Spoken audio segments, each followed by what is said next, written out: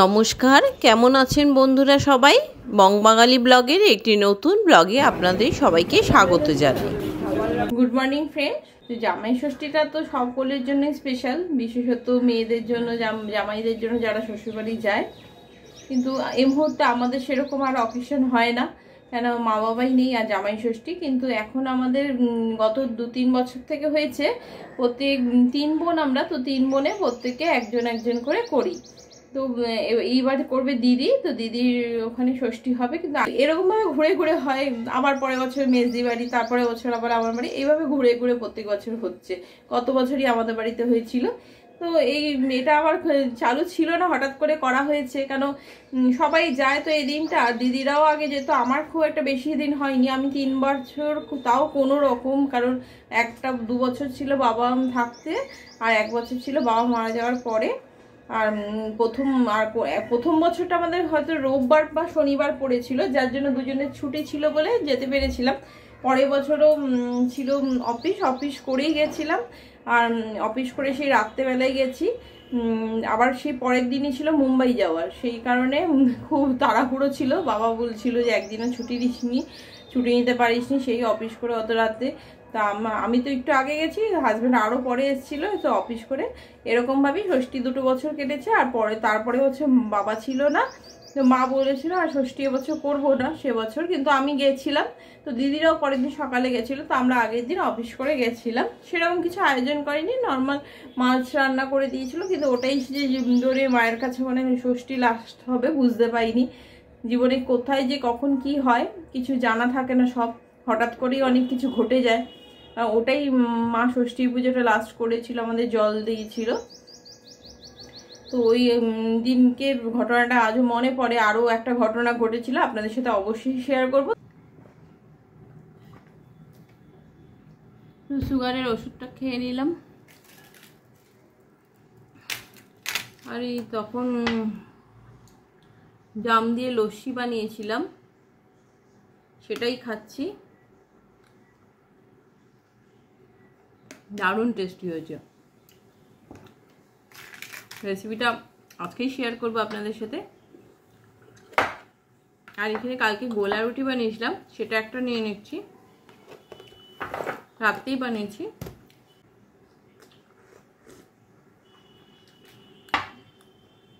Mango lassi সত্যি অনেক খেয়েছি, তো জাম দিয়ে যেরকম টেস্টি আর লস্যি হয়। লাস্টবার যখন মায়ের কাছে গেছিলাম ষষ্ঠীর দিন, তো সেদিনও উইকডেতেই ছিল।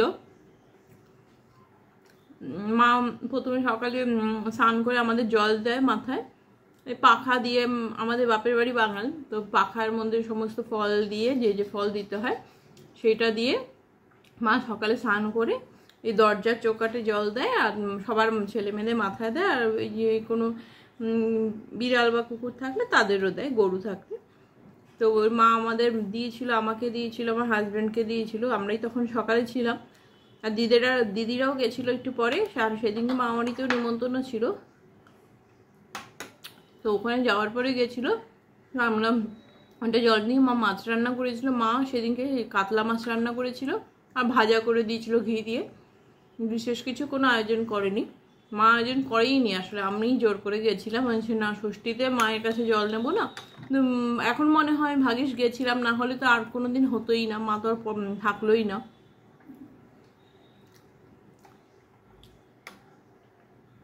দিদিদের অনেক বছর ষষ্ঠী হয়েছে, তখন কত আয়োজন হতো, সকাল থেকে দিদিরা আসবে, কত আয়োজন থাকতো। আমার তো সেই হয়নি, 3 বারই হয়েছে। আর সেই দিন কি হয়েছিল, আমরা যখন খেয়ে দিয়ে উঠেছি, রেডি হচ্ছি, তো ড্রয়িং রুমটার মধ্যে আমি রেডি হচ্ছি, তো কোথা দিয়ে একটা সেই মস্ত বড় একটা সাপ ঢুকে গেছিলো, মানে বড় মানে অন্তত 7-8 হাতের মতো। সেই ডাইনিংয়ের টেবিলের তল দিয়ে দেখে যাচ্ছে, মানে সেই দেখে তো কি চিৎকার। মানে তখন জাইমুরাও এসে গেছিলো, দিদিরাও এসে গেছিলো, তো সবাই মিলে তাড়ালো। মানে কি মানে ভয়ঙ্কর একটা, অত বড় সাপ দেখলে এমনি ভয় লাগে, সেটা যে সাপই হোক। তার সাথে আর ওই সাপটা তারপরে কোথায় তাড়া করাতে সেই বাথরুমের ড্রেনের ভেতর দিয়ে বেরিয়ে গেছে। কিন্তু মানে অত বড় সাপ মানে সে দেখলেই ভয় লাগে। আর ওই সাপটা তারপরে আবার কয়েকবার বেশ ঢুকেছিল, কিন্তু মায়ের এমন হয়েছিল তখন ভয় ডর ছিল না। সাপটা ঢুকলো, মা কাউকে তাড়াবার জন্য ডাকতো না। সাপটা এক ডাইনিংয়ে রয়েছে, মা বলছে ও চলে যাবে, নিজের মতো রয়েছে, চলে যাবে। এইরকম মায়ের জন্য একা থাকতে থাকতে একটা অদ্ভুত একটা সাহস হয়ে গেছিল। আর কারো বাড়ি এসে থাকতে বললো, সে থাকতো না। মানে অদ্ভুত সাহস। সাপ ডাইনিংয়ে রয়েছে, মা এই করে বসে রয়েছে, বলছে ও ঠিক চলে যাবে। মা দেখছেও না যে কোথায় যাচ্ছে, কি যাচ্ছে, কোথায় ঢুকে থাকবে, মা দেখছে না। মা বলছে ও নিজের মতো আর রয়েছে, ও ঠিক চলে যাবে। তারপরে সে একদিন এরকম ঢুকেছিল, তো আমরা অফিস করার পরে গেছিলাম, গিয়ে সব দিক নাড়ি ছাড়ি দেখলাম, কোথাও ছিল না। তারপরে তো আমরা ভয় মশারিটা নিয়ে শোবো, মা বলছে বলে মশারি রাখবে না, আমরা তো আর শুতেই পারবো না। তারপরে মা মশারি দিয়ে ছিল, মশারিটা নিয়ে শুলাম। মার যেন ওরকম একা থাকতে থাকতে একটা অদ্ভুত হয়ে গেছিল যে কোনো কিছুতেই আর মায়ের ভয় লাগতো না। সেই স্মৃতিগুলো আজকে খুব মনে পড়ছে, যেহেতু আজকে সেই দিনটা একই। তো বন্ধুরা, আবার পরে আপনাদের সাথে কথা বলছি। আজকে সকালবেলা উঠে কাজের দিদি ফোন করেছিলেন, আসতে পারবেন না, তো সেই জন্য ঘরগুলো একটু মুছে নিচ্ছি। ঘরটা মুছে কিছু বাসনও রয়েছে, সেটা বেসিনে মেজে নেবো।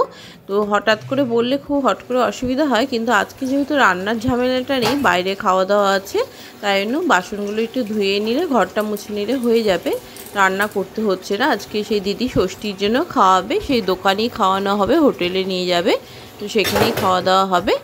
আর একটু যেহেতু সাথে সময় পাওয়া গেছে, তাই রান্নাঘরে এই ক্যাবিনেটের পাল্লাগুলো খুব ময়লা হয়েছিল, সেগুলো একটু পরিষ্কার করে নিচ্ছি, কারণ অন্যদিন রান্না থাকলে আর হয়ে ওঠে না। তো আজকে একটু এই সময় পাওয়া গেছে বলে এগুলো একটু ভালো করে পরিষ্কার করে নিচ্ছি, একটু লাইজল দিয়ে ভালো করে পরিষ্কার করে নিচ্ছি। দেখুন খুব পরিষ্কার হয়েছে, সময় পাওয়া গেলে একটু এগুলো পরিষ্কার মাঝে মধ্যে করে নিতে হয়। এখানে দিদি একটু লেবু মধু দিয়ে মেখে নিচ্ছে, সঙ্গে ছানার জলটাও ছিল, সেটা দিয়ে একটু মুখে ক্লিন আপ করে নিচ্ছে। তারপরে রেডি হয়ে নেবো সবাই। এই যে বন্ধুরা, আমরা যাচ্ছি। আজকে দিদি বলেছিলাম ষষ্ঠীতে খাওয়া দাওয়া করাচ্ছে, তো আমরা সবাই মিলে যাচ্ছি। তো আগে দুজন চলে গেছে অলরেডি, তো আমরা এখন যাচ্ছি।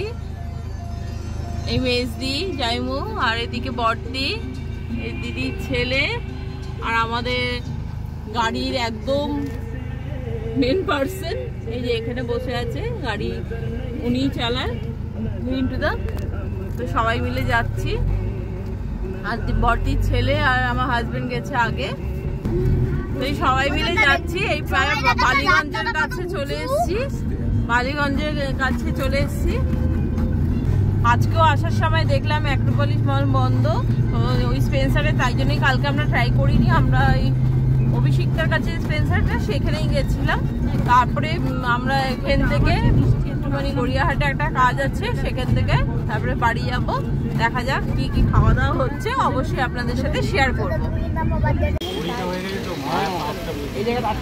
আমরা সবাই এসে গেছি, কিন্তু ওয়েট করতে হবে এখন। আজকে প্রতিটা রেস্টুরেন্টেই প্রচণ্ড ভিড়, প্রচণ্ড ওয়েট করতে হচ্ছে। ভজরিয়া মান্নাতেও গেছিলাম, ওখানেও প্রচণ্ড ভিড়। আর কস্তুরি যেটা গড়িয়াহাটের কাছে রয়েছে, সেখানেও ভিড়। তাই এখানেই আগে লাইন দেওয়া ছিল, তাই এখানেই চলে আসলাম। এখনও যখন সিট বুকিং করার পরেও সিট পাইনি, তাও একটু ফটোশ্যুট করে নিচ্ছি। ষষ্ঠীর এই স্মৃতিগুলো একদম ক্যামেরার মধ্যে ফ্রেমবন্দি করে রেখে দিলাম, সবাইকে একসঙ্গে পাওয়া গেছে। তো সবসময় তো সবাই একসঙ্গে হয়ে ওঠা হয় না, তাই জন্য সবাইকে এখন একসাথেই পাওয়া গেছে, সবাইকে ফ্রেমবন্দি করে নিলাম। তাই এইগুলোই সবার মধ্যে স্মৃতি হয়ে থেকে যাবে এবছরের আবার। তো একটু হয়ে গেলে আমরা যদি আবার কল পাই ভিতর থেকে, তারপরে খেতে চলে যাবো ছুটি ছুটি, কেন এমনি অনেকটা দেরি হয়ে গেছে। এবার তো আর অপেক্ষা সইছে না, পেটে সবারই যেন ইঁদুর দৌড়াদৌড়ি করছে। এই যে আমরা একটু ডেকেছে, এবার চলে যাচ্ছি, ভিতরে বুকিং আছেই। তো এবার যখন টেবিল খালি হয়েছে, তো আমরাও চলে যাচ্ছি। গুটি পায়ে চলে যাই তাড়াতাড়ি, না হলে আবার ভিড় হয়ে গেলে ঝামেলা হয়ে যাবে। তাই এবার একটু খেতে চলে যাচ্ছি। এই যে আমরা বসে রয়েছি রেস্টুরেন্টে, কিন্তু খাবার তো আসতে একটু সময় লাগবে। অর্ডার দেওয়া হয়েছে, আসতে সময় লাগছে, কিন্তু খাওয়ার টাইম হয়ে গেছে, তাই জন্য পেটে সবারই রীতিমতো ইঁদুর দৌড়চ্ছে। তো খাবার আসুক, আমরা স্টার্টার অর্ডার দিয়েছি, কিন্তু করে দিতে অ্যাটলিস্ট 15-20 মিনিট টাইম লাগবে। আর এই টাইমটা পিক আওয়ার্স ছিল, একদম প্রচণ্ড ভিড় ছিল। তো এখন একটু কিছুটা খালি হয়েছে, কিন্তু খাবার অর্ডার দিলে একটু টাইম লাগবে। তো আসছে খাবার, আমরা বসে রয়েছি। আর এই যে ছটপট করছে, এই যে আরেকজন ছটপট করছে।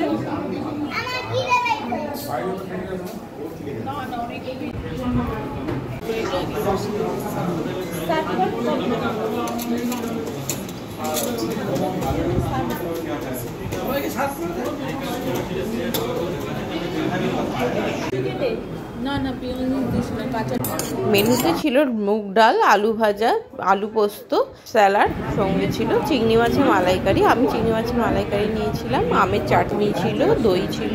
এগুলো দিয়েই সমস্ত মেনুর থালি সাজানো হয়েছে, সমস্ত বাসনগুলো কাঁসার থালায়। খেয়ে দিয়ে বাড়ি ফেরার সময় হঠাৎ করে কিন্তু বাড়ি ফেরা আর হয়নি, হঠাৎ করে চলে যাওয়া হয়েছে প্রিন্সেপ ঘাটের দিকে। তো দিদিরা সবাই বললো চলো প্রিন্সেপ ঘাটের দিকে ঘুরে আসি। সেই জন্য সবাই যখন এক জায়গায় ছিল তো ঘুরতে চলে গেছিলাম হঠাৎ করে, কারণ বাড়িতে তো সেরকম কিছু আজকে রান্নার বা বিষয় ছিল না। খাওয়া দাওয়া যখন হয়ে গেছে, হাতে সময়ও ছিল, তাই বিকালবেলা সবাই চলে গেছিলাম। তো আজকে প্রিন্সেপ ঘাটের দিকটা রোববারে বা যে কোনো ছুটির দিনে হোক বা বিকালবেলার দিকে ভালোই লাগে, সবাই বসে, খুব ভিড়ও হয়, ফ্যামিলি পার্সনরাও খুব বসে, খুব সুন্দর লাগে। তো এত সুন্দর লাগছিল, কিন্তু সমস্যা হয়েছিল আজকে হাওয়াটা খুব কম ছিল, যার জন্য খুব গরম হচ্ছিল, তাই জন্য আমরা খুব বেশিক্ষণ বসতে পারিনি। এই বন্ধুরা, আমরা খাওয়া দাওয়া করে তো ফেরার কথা ছিল বাড়িতে, কিন্তু আমরা হঠাৎ করেই চলে এসেছি প্রিন্সেপ ঘাটে। সবাই বসে রয়েছে, কিন্তু যতই গরম হোক এখানকার পরিবেশটাই কিন্তু অন্যরকম ভালো লাগে।